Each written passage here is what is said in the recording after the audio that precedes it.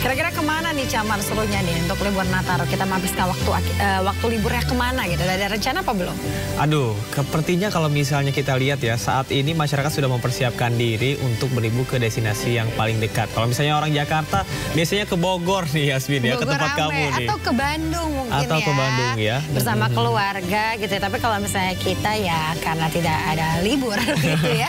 Jadi kita harus tetap standby untuk menyiarkan sejumlah informasi untuk pemirsa yang ada di manapun berada begitu ya. Betul. Tapi bagi pemirsa yang ingin melakukan perjalanan liburan bersama keluarga, jangan lupa untuk mempersiapkan sejumlah hal-hal yang perlu dilakukan. Kalau misalnya naik kendaraan pribadi, jangan lupa untuk cek kendaraannya juga, kondisi pengemudinya juga harus fit.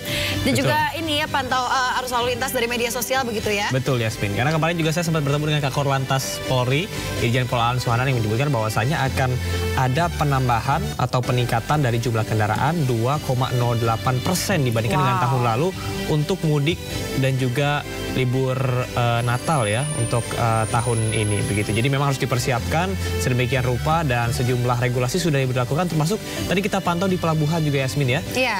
Sudah mulai ramai dan untuk persiapannya adanya juga kantong-kantong sudah parkir yang sudah dipersiapkan oleh pihak pelabuhan untuk agar tidak adanya penumpukan kendaraan begitu ya sebelum keberangkatan. Dan pemirsa, untuk lebih lengkapnya Anda menyaksikan Sindo Today hari ini, program yang akan menghadirkan informasi-informasi terhangat bersama saya Yasmin Natania dan rekan saya Camar Haenda. Pemirsa, sebelum kita memulai seluruh rangkaian Sindo Today, redaksi kami telah menyiapkan 3 berita pilihan. Ini dia.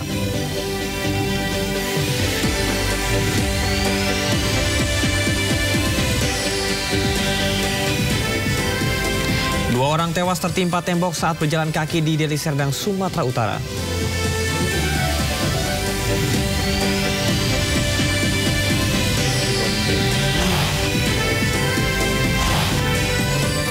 Terdakwa Tata Niaga Timah yang merugikan negara 271 triliun rupiah Harvey Muiz curhat dalam nota pembelaan di persidangan.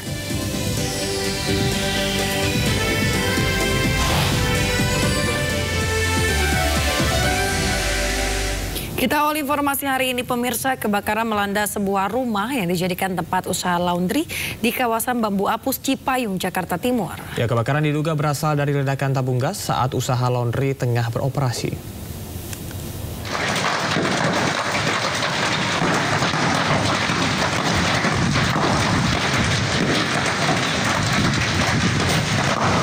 Kobaran api disertai asap tebal membubung tinggi saat kebakaran melanda sebuah rumah yang dijadikan tempat usaha laundry di Jalan Bambu Apus 1, Kecamatan Cipayung, Jakarta Timur, Rabu siang. Api menghanguskan seluruh bangunan rumah serta usaha laundry yang berada di bagian belakang rumah. Dalam kebakaran tersebut sempat terjadi ledakan yang berasal dari kabel listrik saat petugas sedang memadamkan api.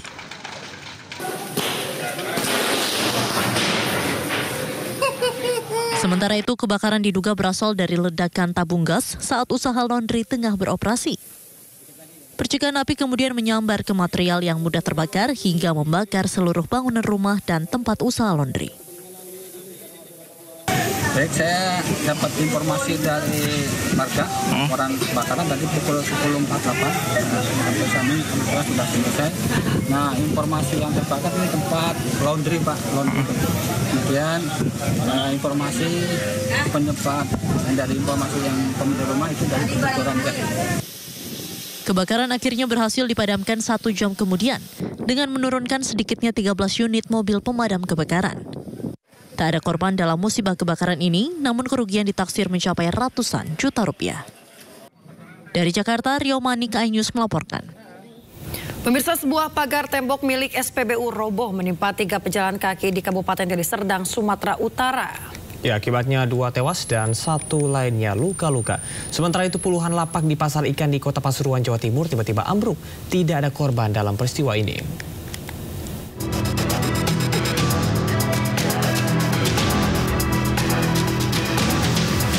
Inilah rekaman CCTV saat 3 orang pejalan kaki tertimpa reruntuhan material tembok bangunan di Jalan Ginting, Gang Karya, Deli Serdang, Sumatera Utara. Awalnya terlihat sejumlah warga dan kendaraan melintas di jalan tersebut. Tak berselang lama, 3 orang korban yang merupakan warga sekitar melintas. Tiba-tiba pagar tembok dengan ketinggian 3 meter ambruk menimpa korban. Warga langsung mengevakuasi korban, namun naas saat dilakukan evakuasi satu orang warga bernama Muslimah meninggal dunia di lokasi kejadian. Sementara Ika meninggal dunia usai mendapatkan perawatan medis di rumah sakit. Sedangkan seorang ibu rumah tangga bernama Nuraimah mengalami luka-luka dan kini masih mendapatkan perawatan medis. Sampai sejauh ini kita masih melakukan penyelidikan. Memang tembok ini kita duga sudah lama berdiri dan juga SPBU yang dimaksud itu sekarang ini sudah tidak beroperasi lagi. Sehingga memang kita duga temboknya sudah lama berdiri. Pasca peristiwa ini terjadi, lokasi kejadian masih terpasang garis polisi dan ditutup sementara sampai dengan nantinya penyelidikan selesai dilakukan. Dari Deli Serdang, Sumatera Utara, Adi Palapaharahap, iNews melaporkan.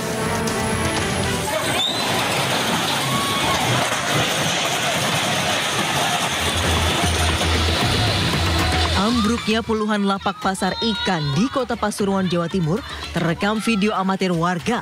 Peristiwa ini sempat membuat para pedagang di lokasi kejadian histeris.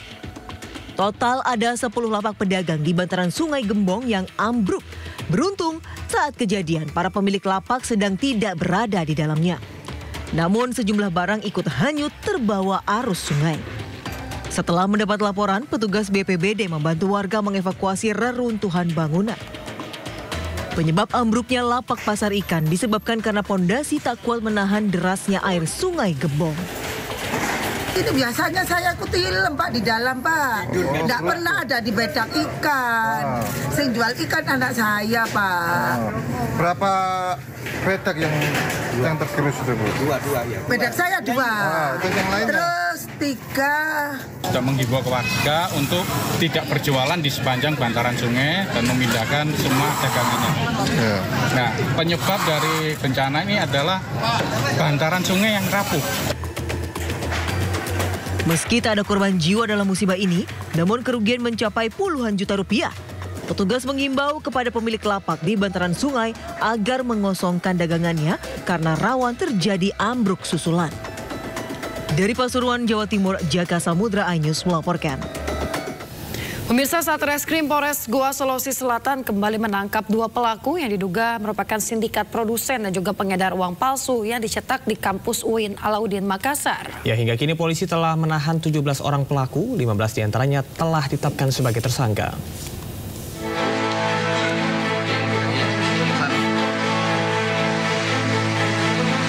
Satreskrim Polres Goa berhasil mengungkap kasus produksi uang palsu di kampus UIN Alauddin Makassar, Sulawesi Selatan. Kasus ini terungkap setelah polisi menangkap pelaku di salah satu perusahaan pembiayaan.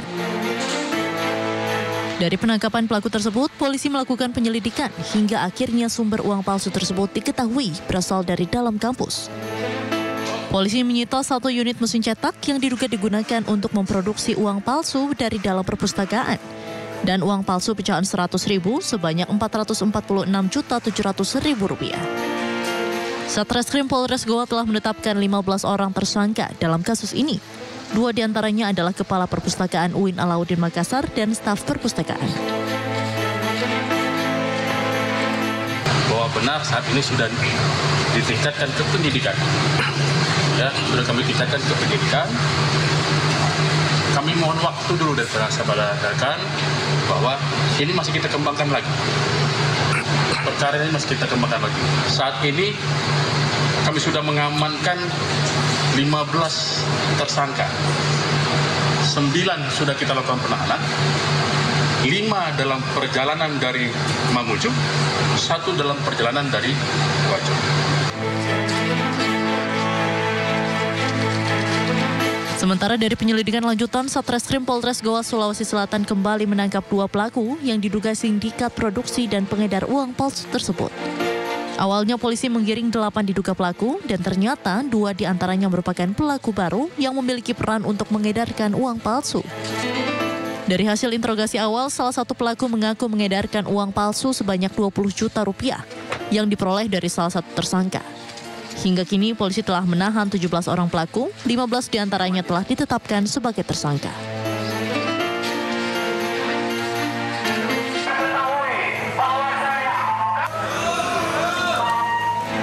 Sementara itu, buntut dari terungkapnya kasus produksi dan peredaran uang palsu tersebut, puluhan mahasiswa berunjuk rasa di gedung Rektorat Kampus UIN Alauddin Makassar. Mahasiswa menuntut agar rektor mundur dari jabatannya setelah miliaran rupiah uang palsu diketahui diproduksi di dalam kampus oleh 2 orang pegawai perpustakaan. Dia mendorong kawan-kawan bahwasanya rektor hari ini harus bertanggung jawab full, karena kami menduga kuat bahwasanya segala permasalahan itu adalah motif untuk melindungi atau membiarkan produksi uang palsu di kampus UIN Alauddin Makassar yang letaknya di perpustakaan. Itu sangat mencoreng dan menjadi dosa besar atas dunia pendidikan. Kasus produksi miliaran rupiah uang palsu tersebut kini masih dalam penyelidikan Satreskrim Polres Goa, Sulawesi Selatan. Dari Kabupaten Goa, Sulawesi Selatan, Bukma Anyus melaporkan. Kita ke informasi berikutnya. Pemirsa, suami artis Sandra Dewi, Harvey Muiz, menjalani sidang pledoi atau nota pembelaan. Dalam pledoinya, Harvey Muiz ini berulang kali menyebut nama istrinya sebagai sosok yang menguatkannya selama ini. Suami Sandra Dewi, Harvey Muiz, membacakan sendiri pledoi atau nota pembelaan dirinya di Pengadilan Tipikor Jakarta. Dalam pembelaannya, Harvey berulang kali menyebut nama istrinya dan mengungkapkan pesan agar tetap bertahan menghadapi masalah yang menimpanya. Sambil menahan tangis, Harvey menekankan peran Sandra Dewi dalam menguatkan dirinya saat menjalani proses hukum. Yang mulia, saya menyampaikan nota pembelaan saya bersama Harvey Muiz. Saya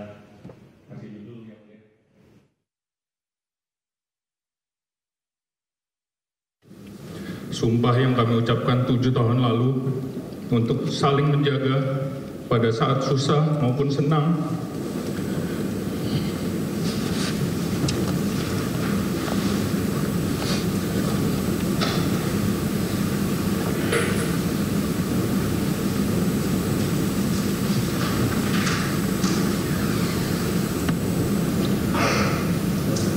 Kelimpahan maupun kekurangan pada waktu sehat maupun sakit sampai maut memisahkan kita dijalankan dan ditunaikan oleh Sandra tanpa keluhan apapun.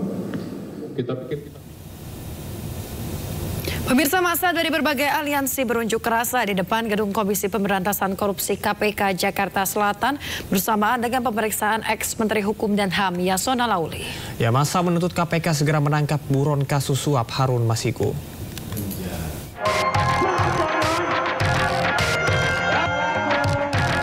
Massa dari berbagai aliansi berunjuk rasa di depan gedung Komisi Pemberantasan Korupsi Kuningan, Jakarta Selatan. Unjuk rasa bertepatan dengan pemeriksaan ex-Menteri Hukum dan HAM Yasona Lauli dalam kasus suap Harun Masiku. Melalui pengeras suara dari mobil komando, massa menyerahkan tuntutan agar KPK segera menangkap Harun Masiku yang telah buron selama hampir 5 tahun.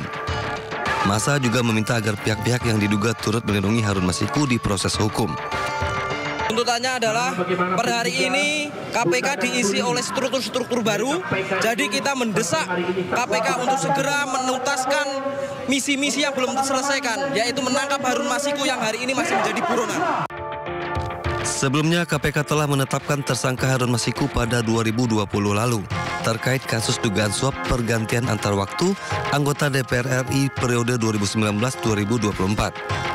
KPK juga telah menerbitkan ulang DPO pada 5 Desember 2024 lalu. Dari Jakarta, tim liputan Ainus melaporkan. Sementara itu, pemirsa, mantan Menteri Hukum dan HAM Yasona Lauli memenuhi panggilan Komisi Pemberantasan Korupsi. Ya, ia diperiksa terkait kasus suap dengan tersangka mantan calon anggota legislatif DPR Harun Masiku yang hingga kini masih buron.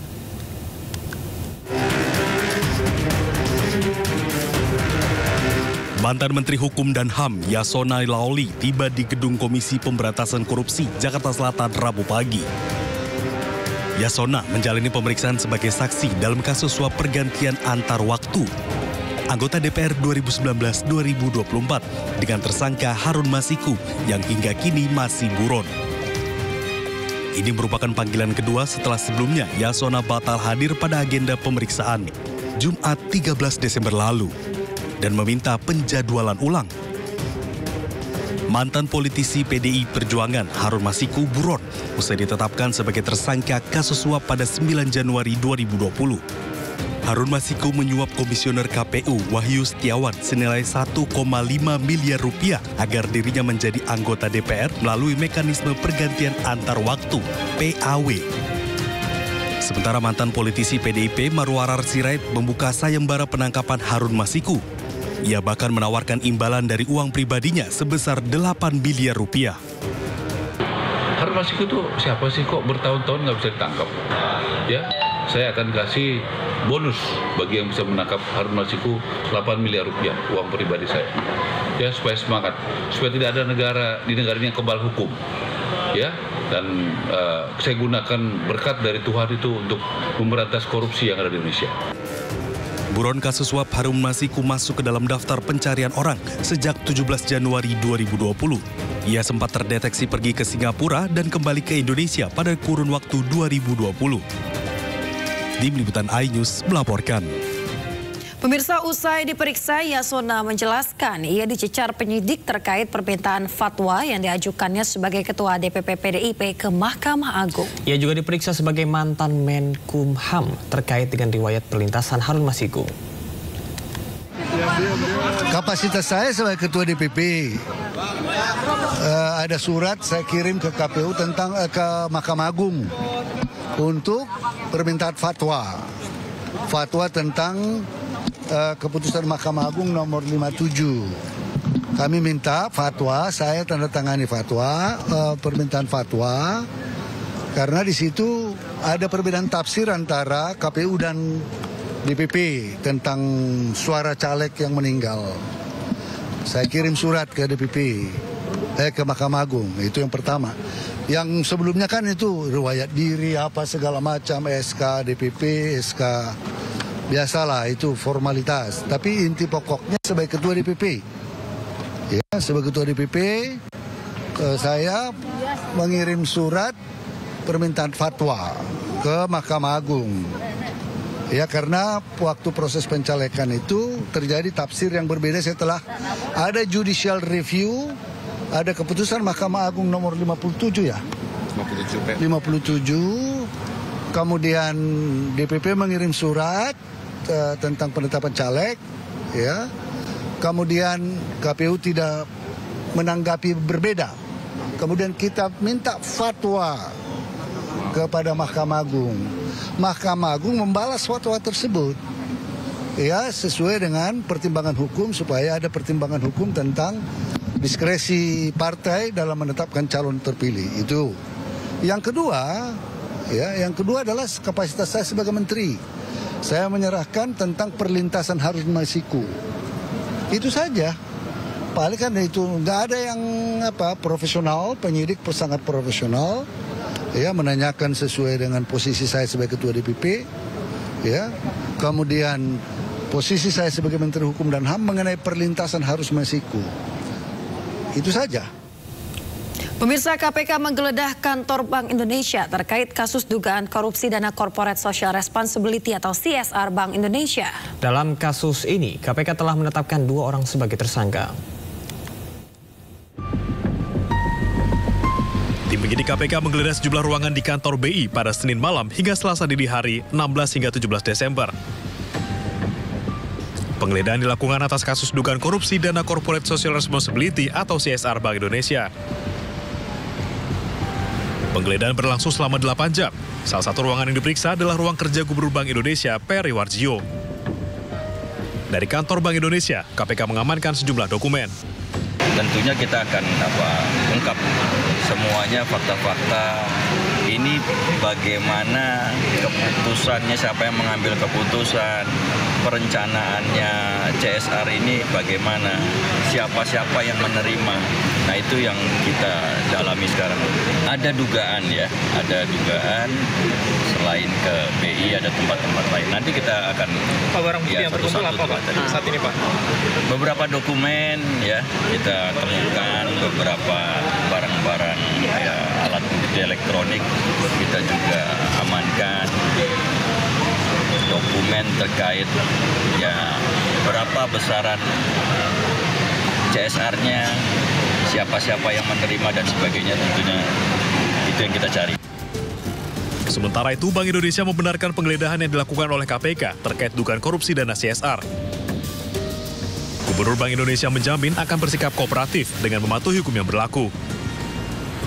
Satu, bahwa benar pada Senin malam 16 Desember 2024 Bank Indonesia menerima kedatangan KPK di kantor pusat Bank Indonesia, di mana kedatangan KPK ke Bank Indonesia tersebut untuk melengkapi proses penyidikan terkait dengan penyalahgunaan pemanfaatan CSR.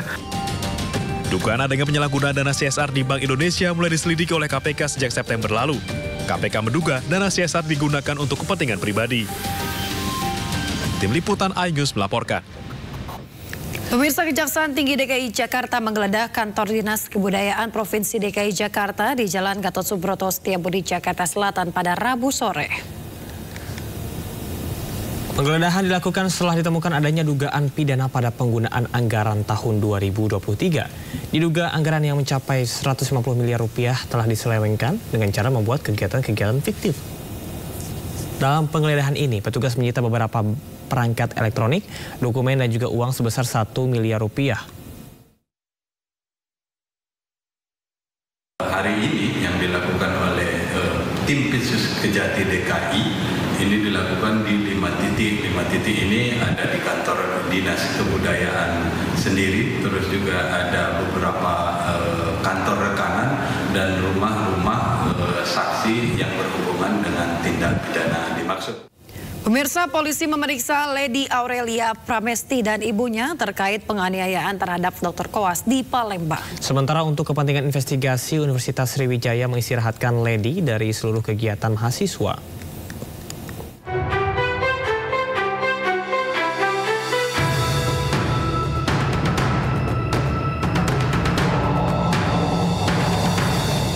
Usai dimintai keterangan oleh polisi, Dr. Koas Lady Aurelia Pramesti berlari ke arah mobil menghindari rekan media untuk dimintai keterangan. Lady dan ibunya mendatangi Polsek Ilir Timur 2 Palembang untuk diperiksa sebagai saksi kasus penganiayaan Dr. Koas yang dilakukan supir mereka. Keduanya dicecar dengan 35 pertanyaan seputar awal kejadian dan penyebabnya. Ibunda Lady, Sri Meliana atau Lina Dedi, meminta maaf kepada korban Ananda Lutfi atas penganiayaan yang dilakukan supir mereka Fadila alias Datuk yang kini sudah ditetapkan sebagai tersangka dan ditahan.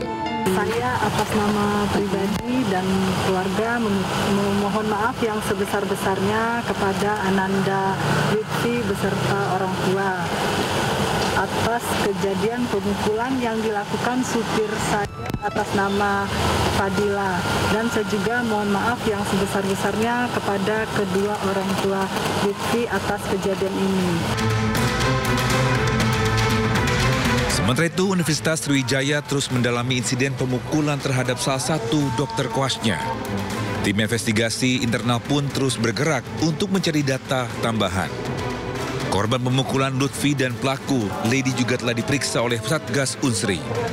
Kini keduanya diistirahatkan oleh universitas untuk mempermudah proses investigasi. Dan Lutfi sekarang masih statusnya mahasiswa Unsri semua. Keduanya masih status aktif. Berarti membantah isu yang diskors katanya Pak? Skor itu belum diputuskan. Belum ada keputusan tentang skorsing karena kita akan mengkaji apakah ada pelanggaran etika akademik dalam hal ini. Begitu. Apabila terdapat pelanggaran itu seperti apa? Pasti sesuai dengan buku pedoman, Pak. Apa Pak? Ya. Apa pedoman Pak? Salah satunya bisa mulai dari peringatan lisan, peringatan tertulis, skorsing, bahkan pemberhentian. Sebelumnya, kasus penganiayaan mahasiswa koas viral di media sosial. Pertikaian dipicu oleh masalah jadwal piket jaga akhir tahun. Ibu Lady Sri Meliana dan supirnya menemui koordinator koas Lutfi untuk membicarakan jadwal piket anaknya. Perbincangan pun memanas. Lutfi dinilai tidak merespon permintaan agar jadwal Lady diganti. Fadila, supir Ibu Lady pun emosi dan memukul Lutfi. Kini Fadila ditetapkan sebagai tersangka. Hukuman penjara maksimal 5 tahun pun menanti pelaku. Tim Liputan iNews melaporkan. Pemirsa, polisi akan melakukan tes kejiwaan terhadap George Sugama Halim, tersangka penganiayaan karyawati toko roti di Cakung, Jakarta. Pemeriksaan tersebut dilakukan karena tersangka disebut sering marah. Kapolres Metro Jakarta Timur, Kombes Pol Nicholas Ari Lilipali mengungkapkan tindakan penganiayaan dilakukan George tak hanya sekali. Namun terkait dugaan adanya gangguan kejiwaan, Nicholas belum bisa memastikan sebab menurut dirinya perlu ada pemeriksaan mendalam terkait dengan dugaan tersebut. Kalau kasat matanya seperti yang disampaikan oleh Bapak yang terhormat Ketua, tapi kami tidak bisa mengejas ataupun kami tidak bisa menentukan. Itu gitu kan? Kami akan melakukan pemeriksaan. Jadi kayak bukan manusia gitu loh. Kami akan melakukan pemeriksaan psikologis yang bersangkutan. Iya, tapi jangan jadi alasan pemaaf nanti, Pak. Siap. Ya.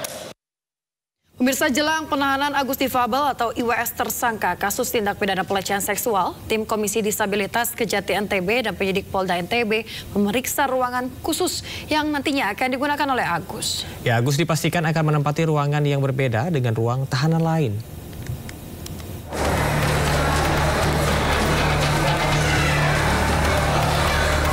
Komisi Disabilitas Daerah Provinsi NTB, Kejaksaan Tinggi dan Polda NTB berkunjung ke Lapas Kelas 2A Lombok Barat.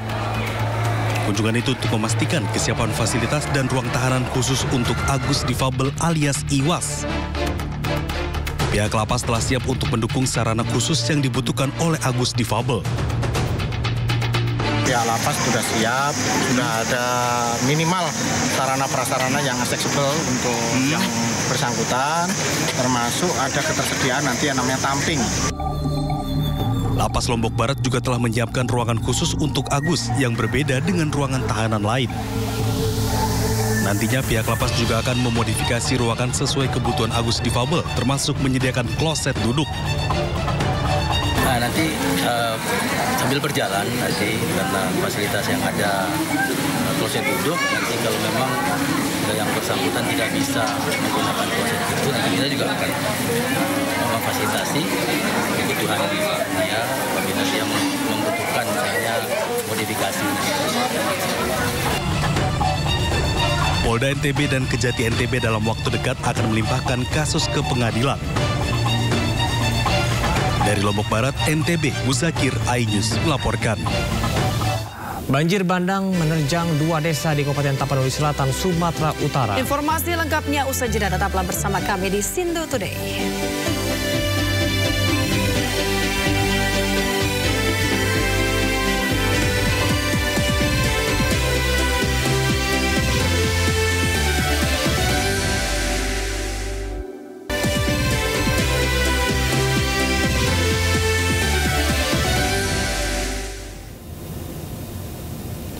Terima kasih Anda masih di Sindo Today. Pemirsa, 4 kendaraan terlibat dalam kecelakaan lalu lintas karambol di ruas Jalan Nasional Jogja Wates, Kabupaten Kulon Progo. Akibat peristiwa tersebut, 2 korban luka dirawat di RSUD Wates.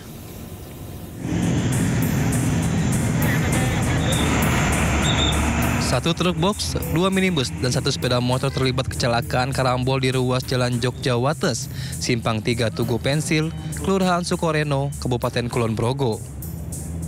Kecelakaan terjadi ketika sopir truk box yang melaju dari arah Wates menuju Jogja diduga mengantuk sehingga tidak memperhatikan arus kendaraan dari arah berlawanan yang mulai melaju lantaran lampu apil menyala hijau. Truk box kemudian menabrak minibus yang hendak melaju dari arah Jogja menuju Bandara Internasional Yogyakarta. Lantaran tabrakan yang keras, minibus tersebut terdorong hingga menabrak sepeda motor dan 1 minibus lain. Kemungkinan dari sopir truk ini mengantuk, jadi konsentrasi yang terpecah atau hilang sehingga berjalan terlalu ke kanan. Kebetulan lampu warna apil menyala hijau, jadi tidak menerobos. Akibat kecelakaan ini, pengendara sepeda motor dan seorang penumpang minibus mengalami luka dan harus mendapatkan perawatan medis di RSUD Wates. Sementara itu, kasus ini tengah ditangani oleh unit Gakum Satlantas Polres Kulon Progo dan polisi masih meminta keterangan dari sopir truk terkait kecelakaan tersebut. Dari Kabupaten Kulon Progo, daerah istimewa Yogyakarta, Budi Utomo, iNews melaporkan. 4 orang terluka dalam kecelakaan yang melibatkan truk pasir dan minibus di Jalan Raya Payangan, Kabupaten Gianyar, Bali. Kasus kecelakaan ini ditangani Satlantas Polres Gianyar.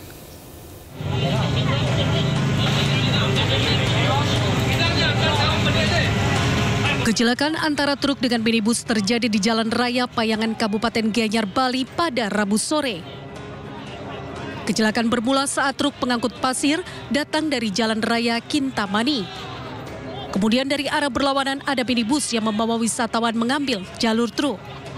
Akibatnya tabrakan terjadi, kedua kendaraan rusak di bagian depan dan kecelakaan ini sempat mengakibatkan lalu lintas tersendat. Dari utara, ya, terus saya ke selatan, ya. Saya dicari sama masyarakat dari selatan. Artinya memang di jalurnya Wayan? Jalur tiang. Apa jalannya pas tabrakannya kan jalur tiang. Oh gitu. Terus tiba-tiba saja, apa dia menghindari apa gitu? Wayan tahu nggak waktu itu menghindari? Yang saya lihat sih, dia nggak menghindari apa-apa, cuma dia udah jalur ke jalur saya yang. Sementara itu, 4 orang penumpang minibus yang merupakan wisatawan terluka dan dirawat di Rumah Sakit Umum Payangan. Kecelakaan kini dalam penanganan petugas kepolisian dari Satuan Lalu Lintas Polres Gianyar. Dari Gianyar, Bali, Ketut Catur Kusumaningrat, iNews melaporkan.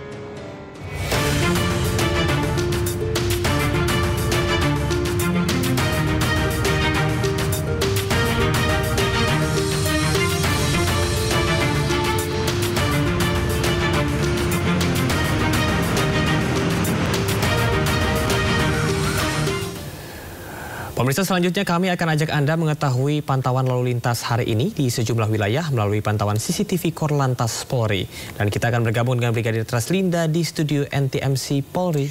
Halo Brigadir Treslinda, bagaimana pantauan arus lalu lintas di sejumlah titik di wilayah Indonesia melalui pantauan CCTV saat ini? Terima kasih rekan saya Yasmin dan juga Camar di studio. Pemirsa, saya akan mengajak Anda untuk mengupdate informasi arus lalu lintas terkini melalui pantauan CCTV Korlantas Polri. Kita mulai dari kawasan yang pertama, Jembatan Layang Mampang, Jakarta Selatan.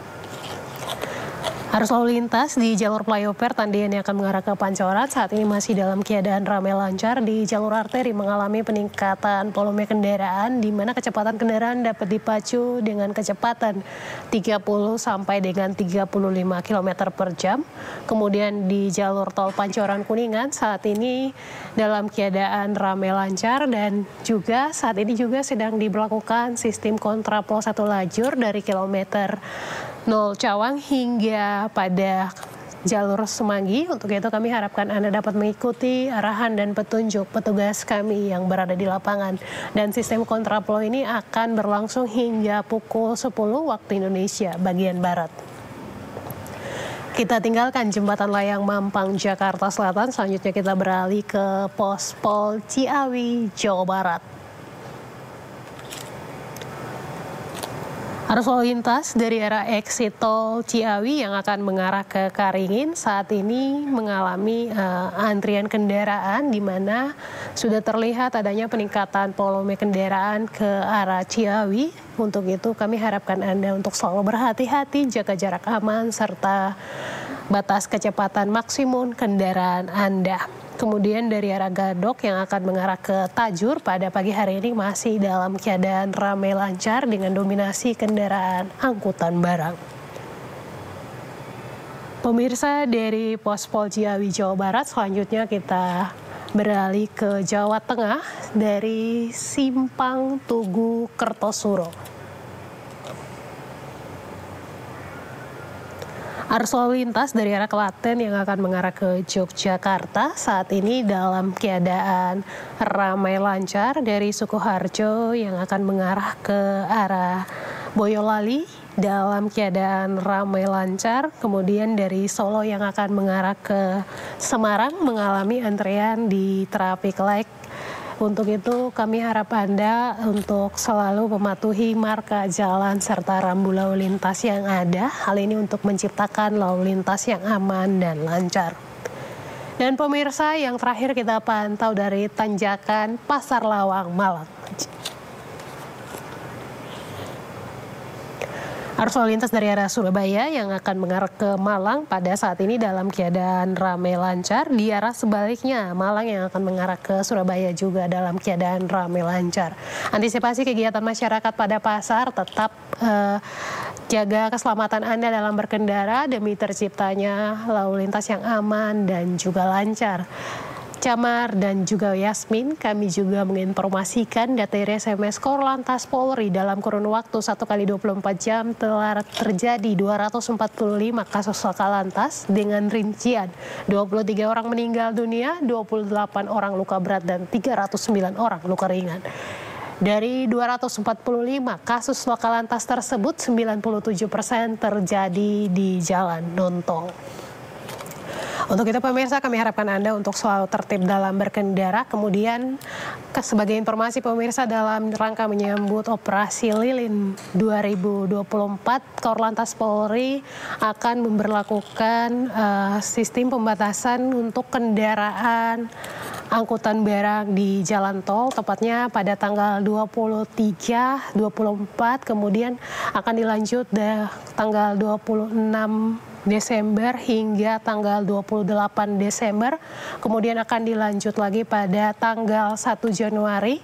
Untuk itu kami harapkan Anda dapat mengikuti arahan serta petunjuk petugas kami yang berada di lapangan demi terciptanya keamanan dan kelancaran dalam berlalu lintas.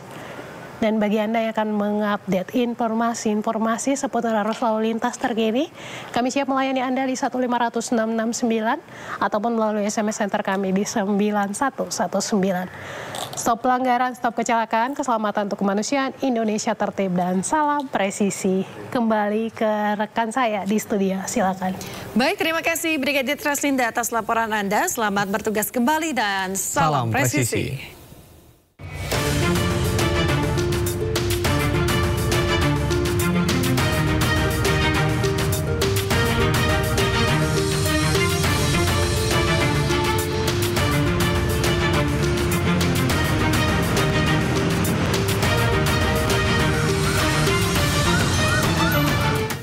Pemirsa, banjir bandang menerjang 2 desa di Kecamatan Tano Tombangan, Kabupaten Tapanuli Selatan, Sumatera Utara, Rabu petang. Pemirsa, banjir bandang menerjang ratusan rumah di Desa Kota Tua dan Desa Simaningkir. Derasnya air yang membawa material kayu menghantam rumah-rumah warga. Bahkan sejumlah rumah warga hilang tersapu derasnya aliran air. Banjir bandang terjadi usai kawasan ini diguyur hujan selama 3 jam.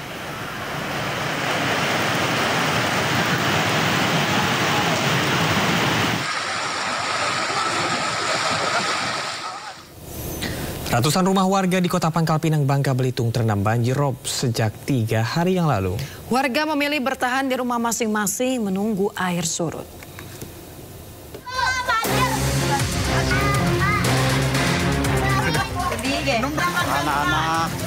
Warga terpaksa menerobos banjir rob yang merendam ratusan rumah warga di Kota Pangkal Pinang, Provinsi Kepulauan Bangka Belitung.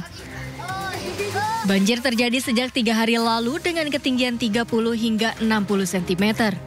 Warga masih bertahan di rumah untuk menjaga harta benda mereka menunggu seiring surutnya air laut.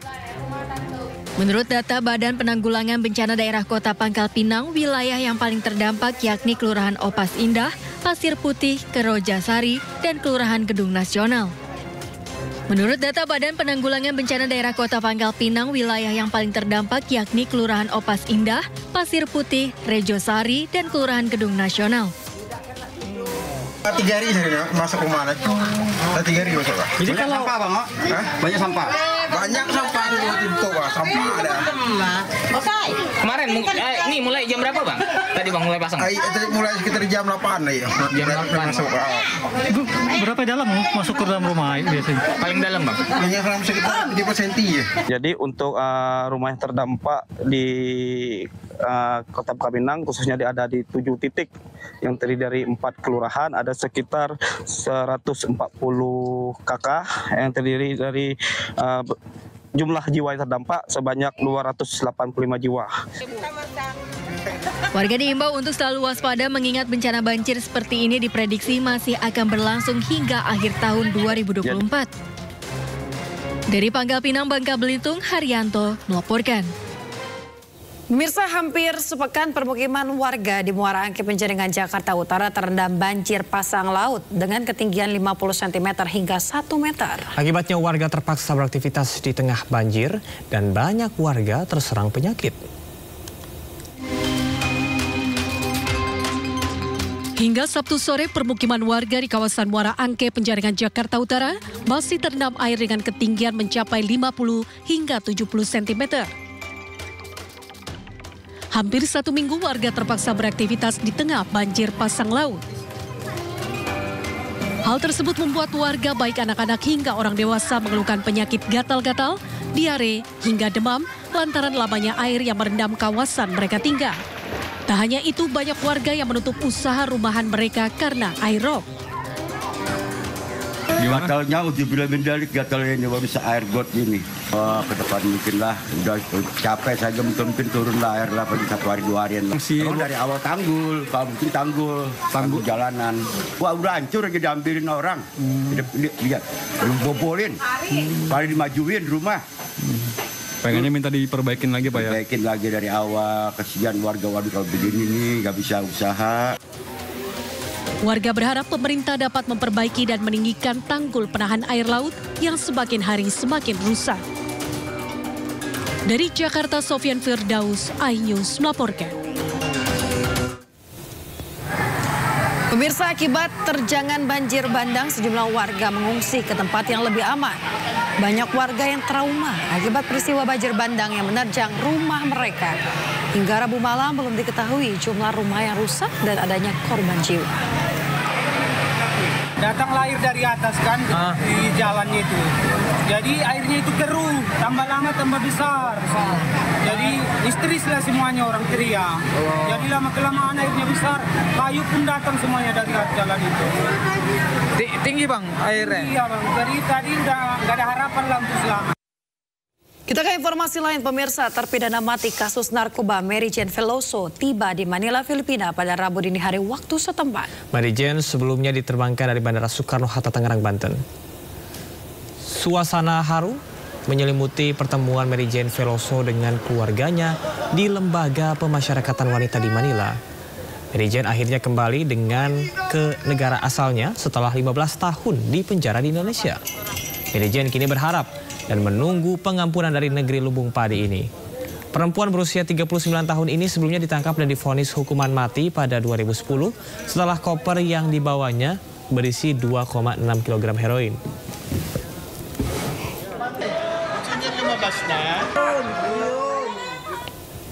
Gubernur Jakarta terpilih Pramono Anung dijamu makan siang Ketua DPRD DKI Jakarta Khoirudin di restoran hotel kawasan Dharma Wangsa, Jakarta Selatan. Pertemuan sebagai bentuk komunikasi dan juga sinergi untuk bersatu membangun daerah khusus Jakarta.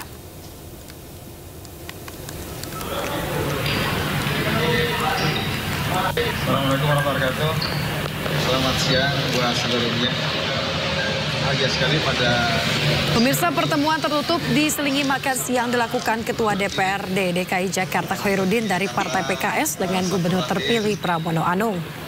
Dalam pertemuan yang berlangsung selama 30 menit diakui Khoirudin banyak membahas kolaborasi dan juga komunikasi sinergi demi kebaikan warga Jakarta, sekaligus memastikan partainya siap mendukung kepemimpinan gubernur terpilih.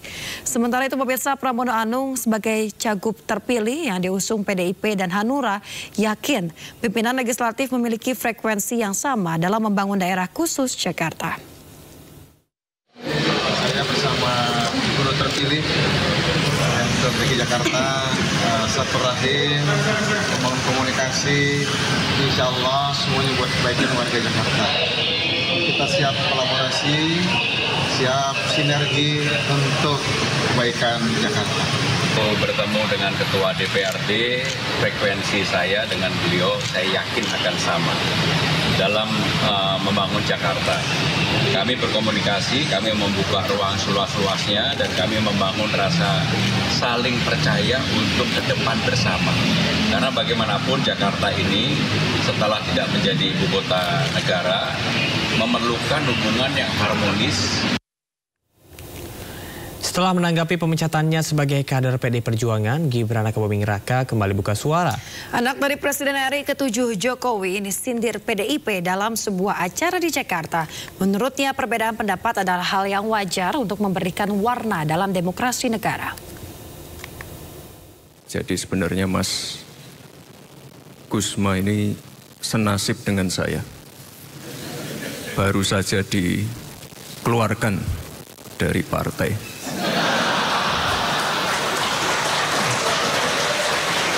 Tapi Bapak Ibu, saya ingatkan juga ini Pak Ketua, sekali lagi yang namanya perbedaan itu hal yang biasa. Perbedaan itu yang mewarnai demokrasi kita. Pernyataan Gibran Rakabuming disampaikannya saat menghadiri acara pelantikan pengurus Pusat Pemuda Katolik periode 2024-2027 di Jakarta Pusat. Wakil Presiden Republik Indonesia ini menyatakan bahwa nasibnya mirip dengan Ketua Umum PP Pemuda Katolik yang baru, Stefanus Gusma, yang diketahui telah keluar dari PDI Perjuangan. Sebelumnya Gibran Rakabuming telah menanggapi pemecatannya dari PDIP.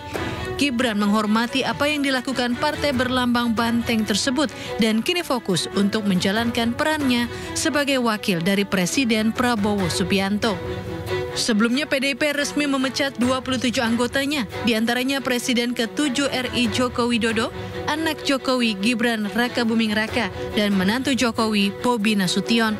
Ketiganya dinilai melakukan pelanggaran berat terhadap ADART, juga kode etik dan disiplin partai karena mendukung pasangan calon presiden dan wakil presiden dari partai politik lain dalam Pilpres 2024. Presiden Republik Indonesia Prabowo Subianto disambut upacara kenegaraan di Istana Kepresidenan Al-Ittihadiyah di Kairo, Mesir. Sesaat setelah tiba, Presiden disambut Presiden Republik Arab Mesir Abdel Fattah El-Sisi di serambi istana.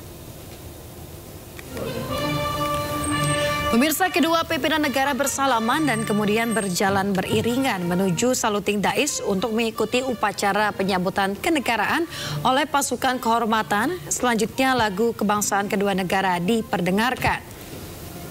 Usai upacara penyambutan, Presiden Prabowo Subianto dan juga Presiden El-Sisi memasuki istana untuk melakukan sesi foto bersama. Setelahnya kedua pemimpin negara memperkenalkan delegasi masing-masing negara. Delegasi Indonesia yang turut serta dalam pertemuan tersebut yakni Wakil Menteri Luar Negeri Arif Hafaz, Duta Besar Republik Indonesia di Kairo Lutfi Rauf, Direktur Jenderal Asia Pasifik dan Afrika Abdul Qadir Jailani. Sementara delegasi Mesir yakni Menteri Luar Negeri Badar Abdelati, kemudian Sekretaris Kabinet Mayor Jenderal Ahmed Ali, Menteri Investasi Hasan El Khatib, Duta Besar Mesir untuk Indonesia Yasser Hasan El Shemi. Di bidang bilateral kami memiliki hubungan yang baik, tapi kita ingin tingkatkan hubungan ini. Di bidang ekonomi, khususnya perdagangan, di bidang industri, teknologi, pendidikan, pariwisata, dan pertahanan. Kami sudah sepakat kami akan tindak lanjut. Kita sudah punya Joint Trade Council, tapi kita ingin tingkatkan lagi. Dan kami dari Indonesia segera akan kirim delegasi tingkat tinggi yang akan berhubungan dengan counterpart kami di pemerintah Mesir. Pemirsa, di Kairo, Mesir, Presiden Republik Indonesia Prabowo Subianto juga bertemu dengan Grand Sheikh Al-Azhar Imam Akbar Ahmed Al-Taib di Masjid Al-Azhar. Pertemuan ini menandai langkah penting dalam mempererat hubungan keagamaan dan juga memperkuat kerjasama pendidikan antara Indonesia dan Mesir. Selain Grand Sheikh Al-Taib, sejumlah ulama terkemuka Mesir turut menyambut. Setelah sesi penyambutan, Presiden Prabowo dan Grand Sheikh Al-Taib melanjutkan pertemuan dan juga diskusi di ruang kerja Grand Sheikh. Pertemuan ini diharapkan mempertegas hubungan historis antara Indonesia dan Al-Azhar yang telah menjadi rumah pendidikan bagi ribuan mahasiswa Indonesia selama beberapa dekade.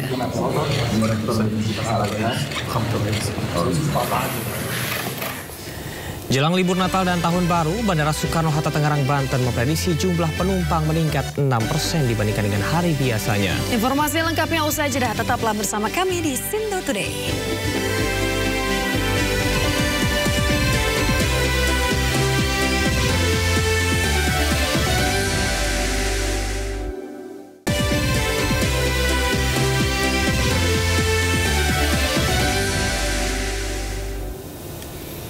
Ya, ada kembali di Sindo Today. Sahabat dan juga pemirsa, sebentar lagi kita akan menghadapi libur Natal dan juga Tahun Baru meskipun di tengah kondisi cuaca di Indonesia yang masih terbilang ekstrim ya. Hujan setiap hari hampir terjadi di sejumlah daerah di tanah air. Iya, salah satunya adalah di pelabuhan Yasmin. Jadi memang untuk intensitas kemudian juga mobilitas yang ada di pelabuhan, misalnya di Merak dan juga Bakauheni, itu perlu diberlakukan ataupun juga diperhatikan cuaca. Karena cuaca ini sangat mempengaruhi apakah diperbolehkan untuk melintas ataupun tidak. Dan juga untuk masyarakat yang ada di jalur arteri ini perlu berhati-hati juga karena ada sejumlah jalur alternatif yang disediakan.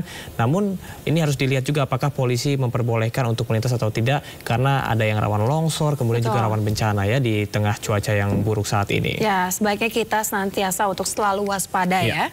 Pemirsa, Bandara Soekarno-Hatta Tangerang, Banten membuka posko terpadu menjelang Natal dan juga Tahun Baru. Ya, jumlah penumpang diperkirakan meningkat 6% dibandingkan dengan hari biasa.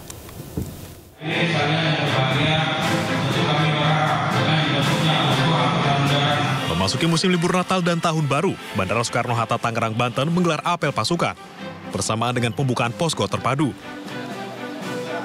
Pada puncak arus libur Natal dan Tahun Baru, jumlah penumpang diperkirakan meningkat 6% dibanding hari biasa atau 185.000 pergerakan penumpang.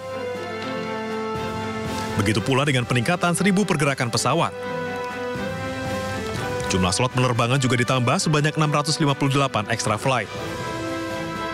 Memang salah satunya posko gitu. Jadi kita persiapkan posko terpadu di Terminal 1B. Kemudian posko ini dapat digunakan oleh seluruh stakeholder yang ada di sini. Di dalam posko lengkap dengan seluruh kebutuhan monitoring ya, dari mulai CCTV di seluruh terminal, kemudian juga database pergerakan pesawat, penumpang dan lain-lain, termasuk juga fasilitas Zoom jika ada panggilan atau rapat yang dilakukan oleh Kementerian Perhubungan. Pengelola juga menyediakan 6.203 personil, baik internal maupun eksternal, termasuk TNI, Polri, Customs, Imigrasi, Karantina, hingga petugas kesehatan. Fasilitas bandara juga ditingkatkan, mulai dari akses jalan raya hingga fasilitas di terminal. Dari Tangerang, Banten, Hasnugara, iNews melaporkan. Pemirsa, menjelang Natal dan Tahun Baru, arus penumpang di Pelabuhan Laurentius Sai Maumere mengalami lonjakan. Pihak PLN pun menambah rute kapal guna melayani para penumpang yang akan pulang untuk merayakan Natal dan Tahun Baru.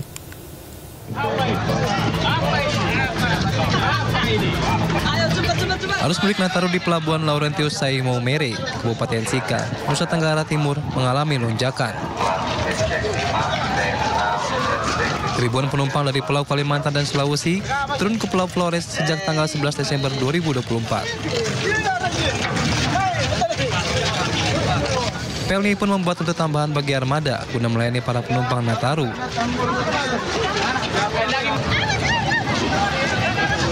Sejumlah pemudik mengungkapkan lebih memilih menggunakan transportasi laut karena harga tiket yang murah.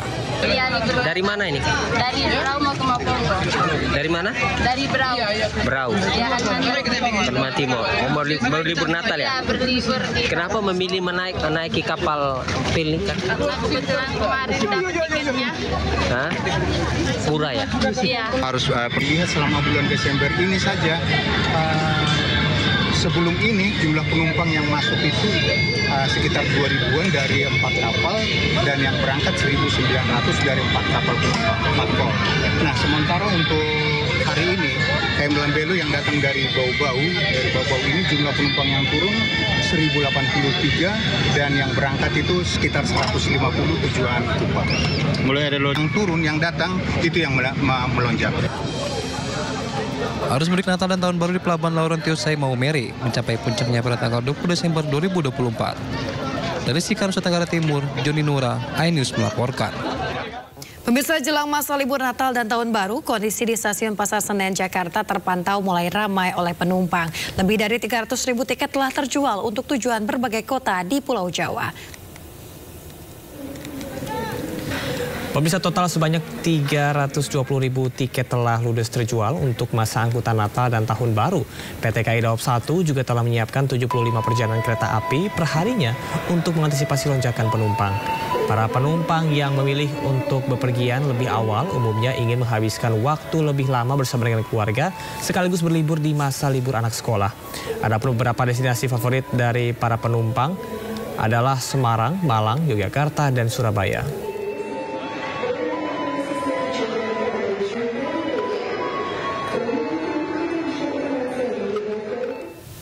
Ya, pemirsa, biasanya para penumpang kereta luar kota memilih untuk berangkat lebih pagi. Ada rekan Henry Aprilia saat ini memantau langsung suasana arus liburan Nataru di Stasiun Pasar Senen, Jakarta Pusat. Ya, halo Henry, apakah sudah mulai nampak adanya kepadatan penumpang di Stasiun Pasar Senen saat ini? Ya baik, selamat pagi Camar, Yasmin, dan juga pemirsa. Betul sekali, ini di pagi hari ini tandanya sudah 5 hari menjelang libur Nataru atau Natal 2024 dan juga Tahun Baru 2025. Sejumlah penumpang atau para calon penumpang ini sudah mulai berdatangan di pagi hari, namun untuk pandangan kami saat ini memang belum begitu terlihat keramaian yang terjadi. Akan tetapi memang untuk masyarakat yang sudah membeli tiket dari jauh-jauh hari ini memilih untuk berangkat lebih awal dikarenakan alasan yang dapat informasi kami dapatkan ini menghindari kepadatan penumpang nantinya. Kemudian untuk informasi yang kami dapatkan dari Humas PT KAI Indonesia DAOP 1 Jakarta, ini sejumlah tiket juga mulai sudah disiapkan, terutama memang tiket yang tersedia ini kurang lebih sebanyak 700 tiket. Kemudian untuk keterjualan sendiri atau tiket yang sudah dibeli ini sudah sebanyak kurang lebih 400 tiket, atau dikalkulasikan ketersediaan tiket ini sudah sekitar 5,7% begitu.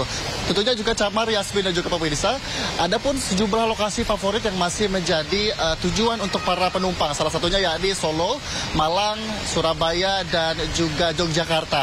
Kemudian juga dapat kami sampaikan PT KAI Indonesia DAOP 1 Jakarta juga menyampaikan himbauan untuk para penumpang maupun calon penumpang yang hendak membeli tiket, yang belum membeli tiket maksud kami, ini bisa membeli tiket secara langsung di stasiun tujuan ada. Begitu juga dengan tiket yang tersedia ini masih ada. Tentunya bagi para penumpang juga tetap melakukan cross-check terlebih dahulu sebelum melakukan keberangkatan agar tidak menghambat jadwal keberangkatan. Sementara Nata, Yasmin, nanti akan kita lihat kira-kira ada update apa saja yang ada di Stasiun Senen jelang libur Natal 2024 dan Tahun Baru 2025. Kembali ke Anda. Baik, terima kasih rekan Henry Aprila melaporkan langsung dari Stasiun Pasar Senen, Jakarta Pusat. Selamat bertugas kembali, Henry.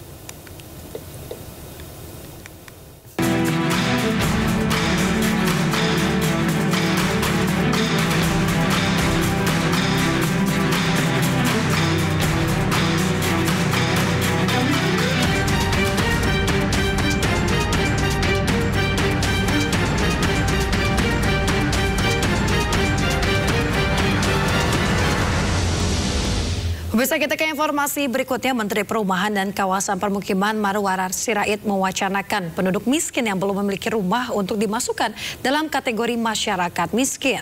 Ya, Marwarar mengaku usulan tersebut tercetus saat dirinya bertemu dengan perwakilan Bank Dunia. Menurut ARA, berdasarkan indikator Bank Dunia, warga yang kekurangan kalori harian sudah dianggap masuk kategori masyarakat miskin. Bercermin dari indikator tersebut, ARA menilai sudah sepantasnya masyarakat yang belum memiliki rumah masuk dalam kategori masyarakat miskin. Selain itu, ARA juga mengusulkan agar tanah hasil sitaan koruptor bisa dijual murah kepada masyarakat yang kurang mampu. Usulan tersebut bahkan sudah disampaikan kepada Presiden Prabowo Subianto. Kalau dengan World Bank itu ya sekian ribu kalori aja orang udah nggak miskin lagi, Pak Mendagri. Saya pikir sangat pantas kita masukkan juga kalau orang belum punya rumah yang pertama masuk kategori miskin. Bagaimana dia dianggap sudah tidak miskin sementara dia belum punya rumah? Jadi ini adalah kebijakan Bapak Mendagri, Bapak Menteri PU yang sangat pro rakyat. Karena rakyat kecil merasa sangat terbantu. Pemirsa, Kementerian Dalam Negeri mencatat hingga saat ini mayoritas badan usaha milik daerah atau BUMD masih merugi. Ya, Kementerian menduga banyak BUMD yang dimanfaatkan oleh pejabat daerah untuk kepentingan pribadi. Kementerian Dalam Negeri mencatat hingga saat ini mayoritas badan usaha milik daerah atau BUMD masih merugi. Dari 1057 BUMD di seluruh wilayah Indonesia, hampir separuh dari jumlah tersebut tidak menghasilkan keuntungan sehingga berdampak pada pendapatan asli daerah yang tidak maksimal. Menurut Menteri Dalam Negeri Tito Karnavian, kerugian yang dialami BUMD tidak terlepas dari penyalahgunaan kekuasaan oleh pejabat daerah yang mempekerjakan dan menitipkan keluarga atau kerabat mereka di posisi strategis. Bahkan Tito menduga banyak BUMD yang dimanfaatkan oleh pejabat daerah untuk kepentingan pribadi. Ini jumlah BUMD kita lah 1057 BUMD, badan usaha milik daerah. Hampir separuhnya bleeding, hampir separuhnya. Kenapa? Naruh orang, keluarga, saudara, teman di situ yang nggak capable. Yang kedua, mohon maaf, mungkin dipakai. Ini ada teman-teman KPK nanti. Dipakai untuk hal-hal tertentu. Saya pahamlah modus-modus operandinya. Nah, akibatnya nggak dikelola profesional, akhirnya rugi. Sebagai langkah tindak lanjut, Tito mengaku telah mengeluarkan surat edaran yang meminta pemerintah daerah untuk menutup BUMD yang terus merugi dan tidak dapat diselamatkan. Tito menegaskan BUMD yang terus beroperasi tanpa menghasilkan keuntungan hanya akan membebani daerah.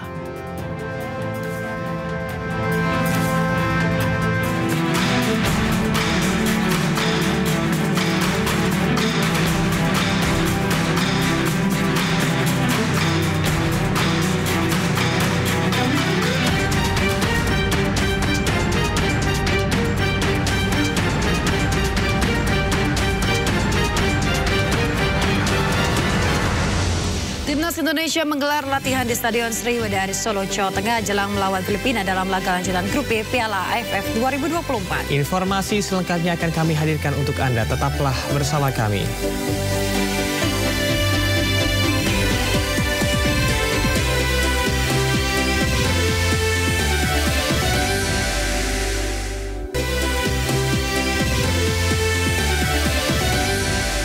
Pemirsa, Timnas Indonesia menggelar latihan di Stadion Sriwedari Solo, Jawa Tengah.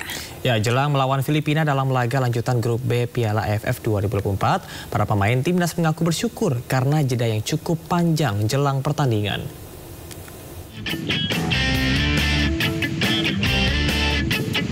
Jelang melakoni laga lanjutan grup B ASEAN Cup 2024 kontra Filipina, Timnas Indonesia menggelar latihan di Stadion Sriwedari, Kota Solo, Jawa Tengah.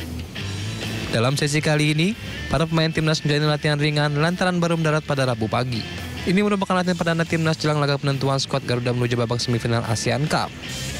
Salah satu pemain Timnas, Ahmad Maulana, mengaku bersyukur karena jeda istirahat yang cukup panjang. Walaupun agak lelah sedikit ya, banyak pemain lelah kan karena perjalanan cukup jauh juga. Ya, tapi masih bilang sangat baik. Menu latihan hari ini apa? Yang main pertama kemarin yang starting tadi cuma recovery doang, sisanya kayak agak berat dikit sih. Timnas Indonesia akan menghadapi Filipina dalam lanjutan grup B ASEAN Cup 2024 Sabtu 21 Desember 2024 di Stadion Manahan, Kota Solo. Dari Solo, Jawa Tengah, Septiantoro, iNews melaporkan.